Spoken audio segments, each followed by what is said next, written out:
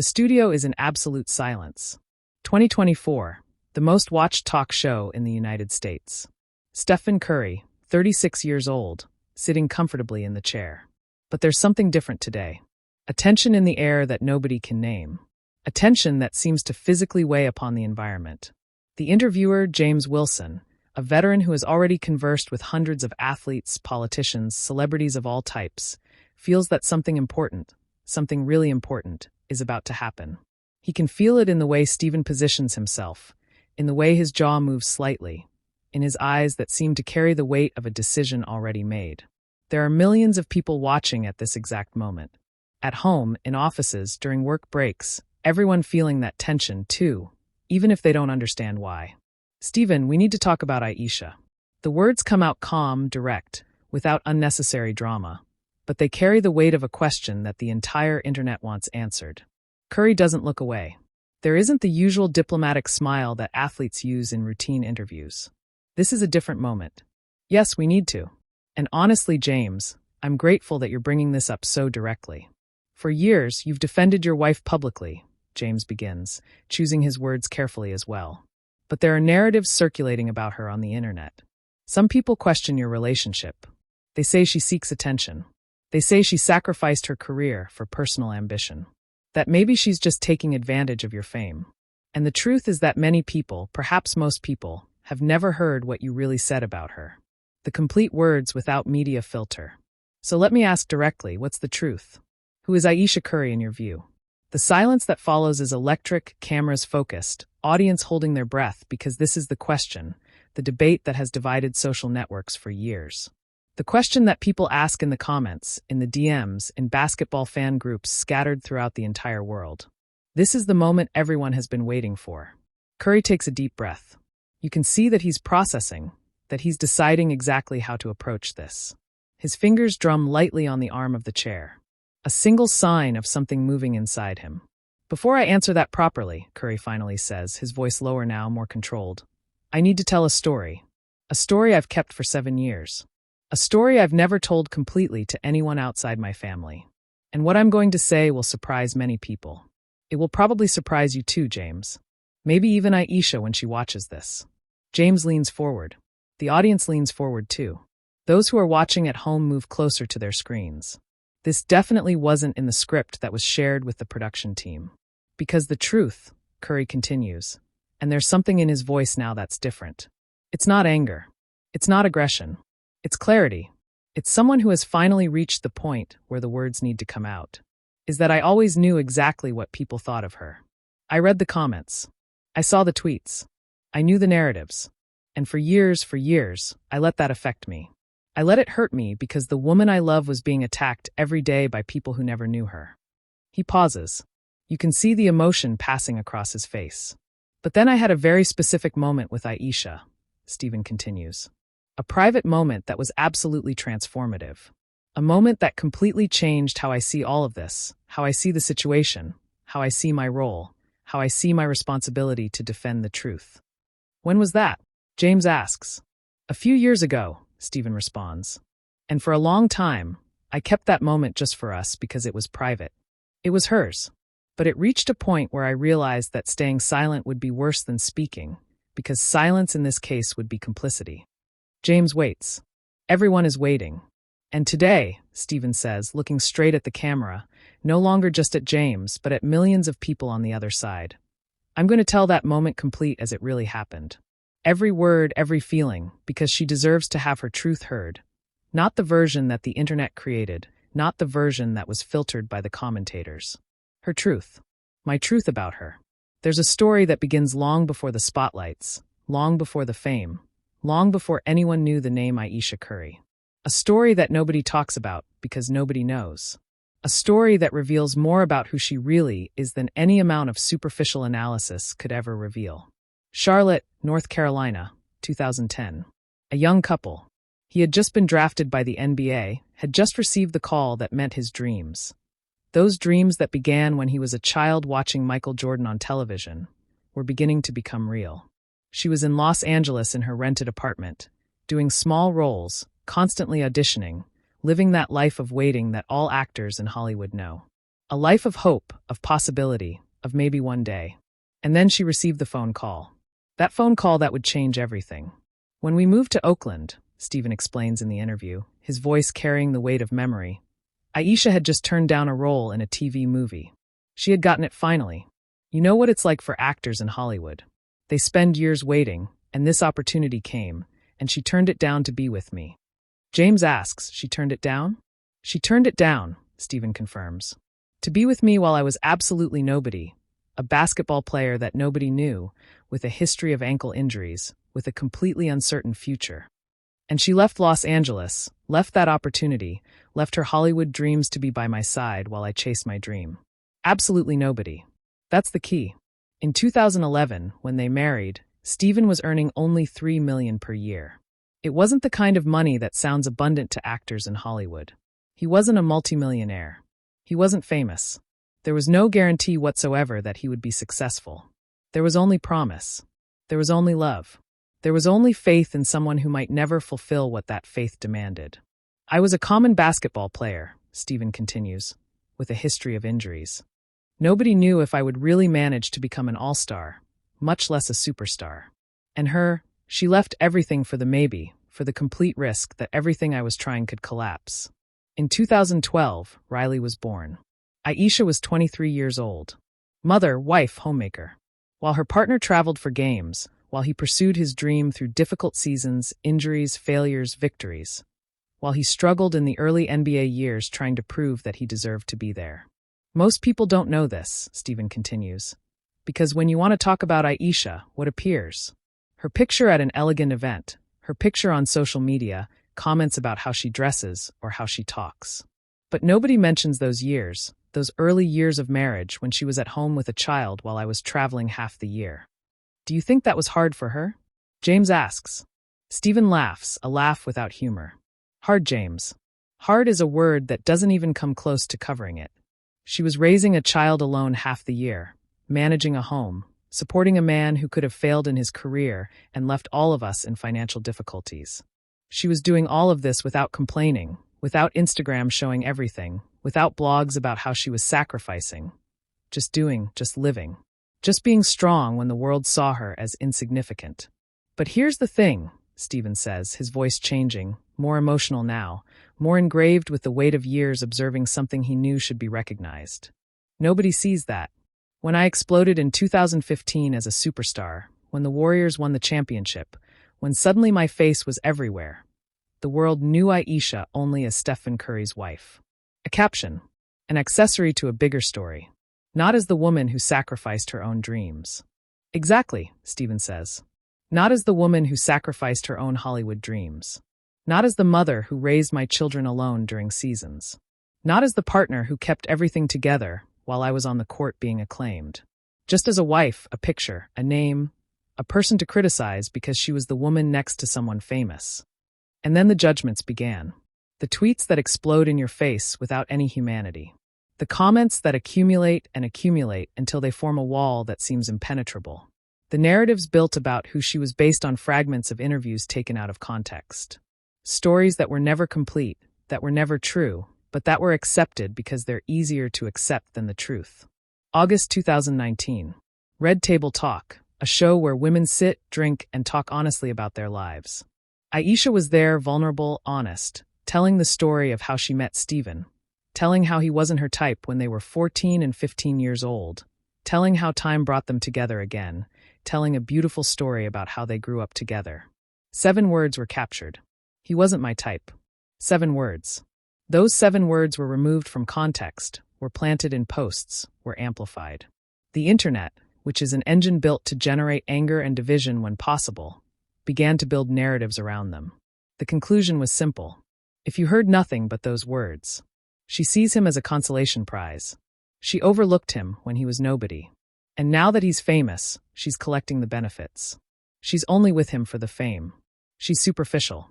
She's opportunistic. Stephen explains in the interview. I saw those comments. I read those things, and I knew that nobody had heard the complete interview. Nobody understood that she was explaining how we started, how it wasn't instantaneous, how we grew together over the years, how he was her friend before being her husband. But the narrative was already built. And once a narrative is built on the internet, it's almost impossible to dismantle it. In the years that followed, Ayesha decided to build her own career. A cooking blog that became successful. Books that were published and became bestsellers. TV shows that received viewership. Restaurants that opened. She was creating her own legacy. She was being creative. She was living. But even that was criticized with a ferocity that's difficult to comprehend unless you've experienced it. She's trying to use his fame. She's seeking too much attention. Why doesn't she stay home as she should? She should be invisible. What's the point of all this? The criticism came from all directions. It came from people who never knew her. It came from people who would have celebrated exactly the same things if she were married to someone anonymous or if she did it alone. But because she was married to Stephen Curry, everything she did was seen through the lens of taking advantage. That destroyed me, Stephen admits now. Because the woman I loved was being destroyed by people who never knew her. And I knew the truth. I knew who she really was. But nobody listened to me. Or more precisely, the few times I spoke, my words were filtered. They were edited. They were made to sound diplomatic when the reality was anger. The reality was frustration from seeing someone you love being dehumanized. Until in 2019, after years of letting the criticisms grow without a true and complete response, Stephen reached a point where he realized that staying silent wasn't peace. It was complicity. There's a specific moment that Stephen never spoke about publicly until now. A private moment that was absolutely transformative. A moment that changed how he sees the entire situation with Ayesha. September 2019. A few weeks after Red Table talk exploded online, after the comments got even worse, after the narrative had grown to a point where it seemed that nothing Ayesha could do or say mattered. Ayesha was at home alone. The children were at school. She was reading criticisms about herself, reading comments, reading things that strangers wrote about her life, her choice, her career, her value as a person. Tears. Doubt. Questioning. The slow erosion of confidence you have in yourself when millions of voices say you're something you're not. Their bedroom. Night. The time of day when shadows grow and difficult feelings seem even more difficult. Ayesha was lying in bed, still processing the comments, still hurt by the attacks, when Stephen entered. He immediately saw that something was wrong. You can always tell when someone you love has been hurt. There's something in the way they hold their body, in the way their eyes don't seem completely present. Ayesha said, her voice weak, broken. Maybe they're right. Maybe I should have stayed quiet. Maybe I should just be your wife and not try to be other things. Maybe it was a mistake to try to build something for myself. And Stephen simply couldn't allow that to continue. Stephen firmly. Ayesha, look at me. She raised her eyes. I grew up watching you sacrifice, Stephen begins. Literally grew up. I met you at 14 years old and watched everything. I watched you put your dreams aside. I watched you move from Los Angeles to Oakland. I watched you raise our children alone half the year. And now you're finally pursuing your own career, your own creativity, your own legacy. And you're thinking about giving up because strangers on the internet are angry. They say I'm seeking attention, that I should remain invisible like other players' wives. Stephen sits on the bed. Do you know how many nights I traveled? How many nights you slept alone with 3 children in a house that you needed to keep functioning? How many school meetings you attended without me? How many recipes you developed? How many books you wrote while I was on the court being acclaimed and paid millions to play a game? Pause. He lets the question hang. You deserve to be seen, Stephen continues, voice trembling slightly now, emotion finally breaking through his composure. You deserve to be seen not as my wife, as yourself, Ayesha. The extraordinary woman you are. The creator. The mother. The wife. The woman who has her own dreams and deserves to achieve them. But. There is no but, Stephen interrupts. And there's power in his voice now. Not anger, but power. Conviction. And anyone who doesn't see that, anyone who criticizes you for being successful, I don't care. You're extraordinary. And you deserve to have someone saying this a long time ago. In that moment, something changed. Ayesha stopped questioning whether she deserved it, and Stephen stopped staying silent about it. Because silence, he finally understood, is just a slow form of agreement. James asks in the interview, "You had never told this story before." "No," Stephen responds, "because it was private, very private. But now I'm telling it because the world needs to understand something important. The woman you criticize, she's not seeking attention. She's living. She's being creative. She's honoring the sacrifice she made by investing in herself. You've defended her publicly before. Why is now different? Stephen looks straight at the camera. Because silence is complicity. I stayed silent for years while an unfair narrative was being built. While the woman I love was being destroyed by people who don't know her. By people who form opinions about someone they'll never personally know. And I'm not going to stay silent about it anymore. And then Stephen begins to be specific, very specific, because vagueness allows people to ignore. Specificity demands attention. First, people say she sacrificed too much, Stephen begins. That she left her career in Hollywood. And they use that against her, as if sacrifice were weakness. As if choosing someone you love over a potential career were a character flaw instead of a character strength. Absolute nonsense, he says with clarity. And here's why. Sacrifice isn't weakness. Sacrifice is choice. Sacrifice is strength. It's easy to accumulate personal successes. It's difficult to build something bigger than yourself and remain loyal while that something you built grows. James asks, genuinely curious now. Do you think the criticisms about her are completely unfounded? I'm not saying the criticisms are unfounded. Stephen is careful with his words. I'm saying that people interpret sacrifice as if it were her weakness, as if it were an admission of defeat, when in reality it was strength. Courage to choose something bigger than personal success.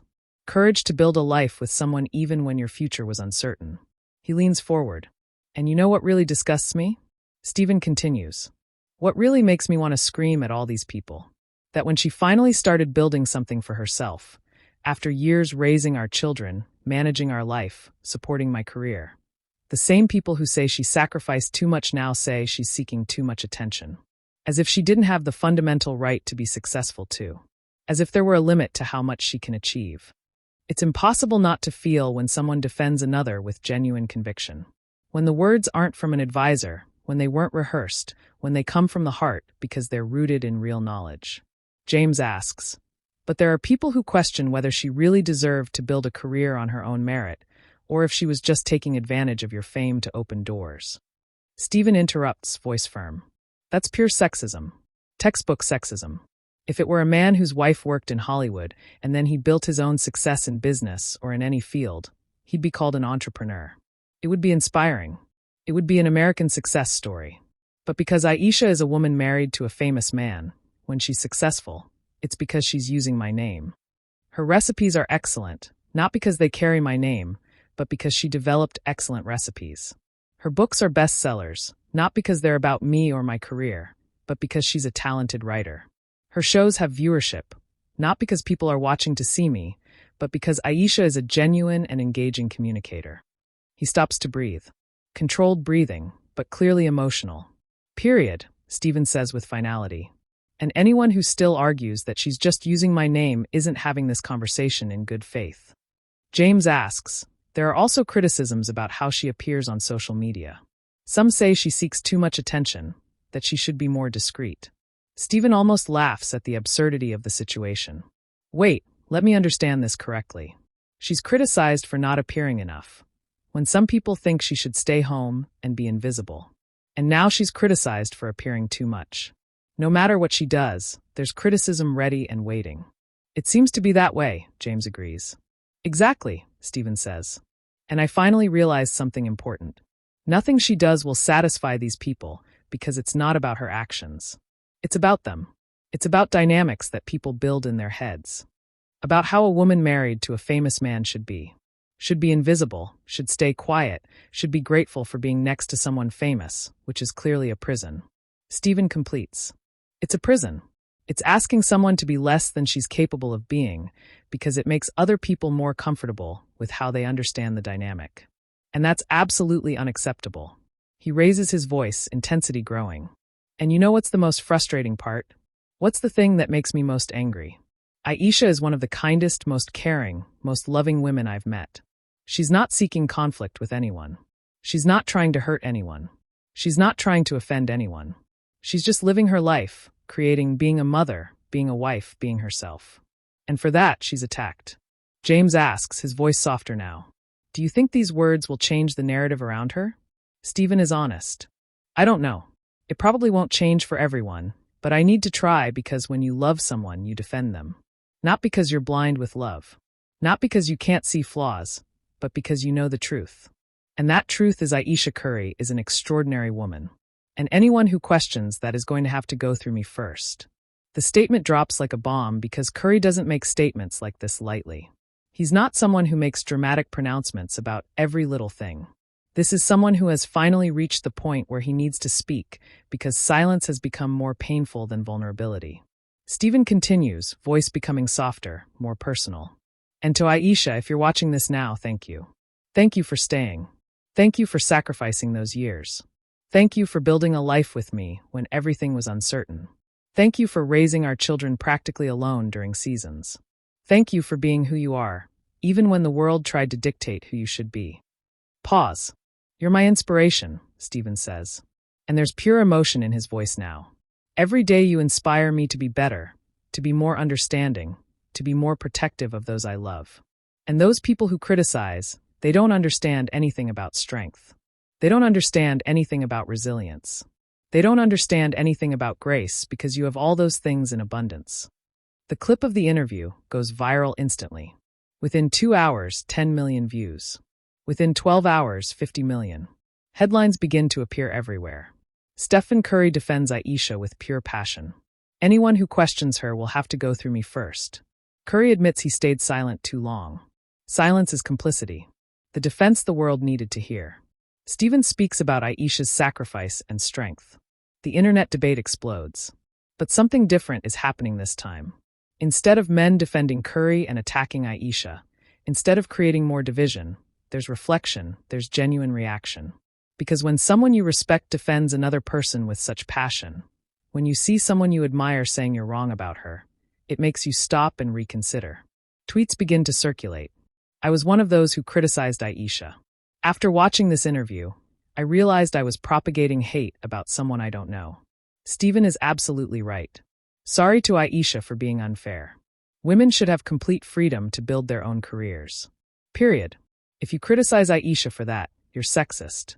No nuance. Finally, a man with a platform using it to defend the woman he loves. This is what should be normalized in every relationship. This made me reconsider how many women I've criticized for being next to famous men. As if being a woman in a relationship meant you have to disappear. Ayesha is at home when she sees the interview alone. The children are at school. She plays the clip and as she hears Stephen speak, really speak, completely honestly defend, validate, she cries. Not from sadness, from liberation, from years of feeling like she needed to prove her worth while the world criticized the gradual dissolution of that need. Years of maybe their right finally dissolving. She calls Stephen immediately. Ayesha, voice trembling. You did this, Stephen. I did because you deserved it. You made me cry. Good cry. Ayesha laughing while crying. Best cry of my life. They talk for almost 2 hours. Details remain private, but both emerge from that conversation transformed. No longer as a couple under constant scrutiny, but as partners who finally had their moment of truth recognized, finally validated, finally said out loud to the entire world. At a public event, the first appearance of Stephen and Ayesha together after the interview, journalists surround them. But he's not going to give an additional interview. Instead, he invites Ayesha to walk by his side. She exits the car. He's waiting at the top of the steps, and in front of everyone, before cameras, Stephen embraces Ayesha. Not a performative handshake. Not a perfunctory kiss for cameras. A 40-second embrace. Real, deep, protective. An embrace that says, you're not alone. You were heard. You were defended. Whispers between them that cameras don't completely capture. Stephen, you're great. Never doubt that again. Ayesha, thank you for reminding me. The image goes more viral than the entire interview because an image is worth 1,000 words. And this image said, respect, validation, genuine union, love that defended with actions. In a new interview weeks later, Stephen reflects. I should have spoken earlier. I should have been more vocal years ago. I should have used my platform sooner. But, better late than never. And I'm at peace with that, because I did it now. A journalist asks, do you think you've permanently changed the public perception about Ayesha? I don't know, Stephen responds honestly. It probably won't change for everyone. There will always be people who prefer their narrative to the truth. But what changed was my personal willingness to stay silent. Because when someone you love is under unjust attack, silence isn't pacifism. It's betrayal. What do you want people to take away from this whole story? Stephen looks straight at the camera. That there are men who defend, that there are relationships where it's a real partnership, where both grow, where sacrifice is respected and recognized, and where someone finally says the truth. That should have been obvious from the beginning. Pause. Ayesha Curry is extraordinary, Stefan says clearly. And she deserved to have been defended a long time ago, but better now than never. Better late with fullness than never with tedium.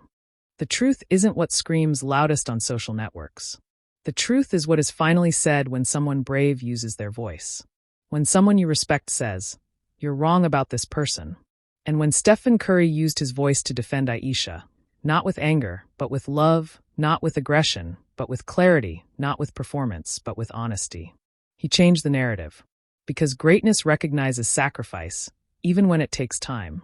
Because true love defends publicly, passionately, completely, without wavering.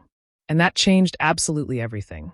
For Ayesha, for Stephen, and for all the women who watch thinking, maybe someone will finally defend me too. Because maybe, just maybe, the time has come to believe that you're extraordinary, even when it took someone you love to say it out loud. Because when someone you love sees you completely, sees you in the worst moments and the best, sees you every day, knows you deeply, and tells the entire world you're extraordinary, that changes absolutely everything.